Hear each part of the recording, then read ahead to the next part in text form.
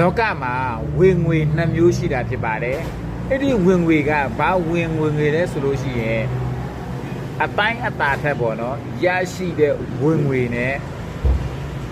အမြဲတမ်းတည်မြဲမှုကိုရရှိတဲ့ဝင်ငွေဆိုတာ2မျိုးရှိတာဖြစ်ပါတယ်အတိုင်းအတာထက်ရရှိတဲ့ဝင်ငွေဆိုတာကတော့မိတ်ဆွေအခုလုပ်နေတဲ့အလုပ်ဖြစ်တဲ့နေစာလကစားအလုပ်ဖြစ်တဲ့ပြီးတဲ့အခါကျလို့ရှိရင်ကိုယ်တိုင်ကနေပေါ့နော်ကိုယ်ပိုင်စီးပွားရေးအသေးစားကိုပိုင်ဆိုင်တဲ့သူတွေရဲ့ဝင်ငွေပဲဖြစ်ပါတယ်မိတ်ဆွေနေတိုင်းမကောင်းဘူးဆိုလို့ရှိရင်ကျမ်းမာရေးမကောင်းဘူးဆိုလို့ရှိရင်ဒီဝင်ငွေတွေကမရရှိတော့ဘူးဖြစ်တယ်အမြဲတမ်းရရှိတဲ့ဝင်ငွေဆိုတာကတော့ကိုယ်ပိုင်စီးပွားရေးကိုရရှိတဲ့ဝင်ငွေပဲဖြစ်ပါတယ်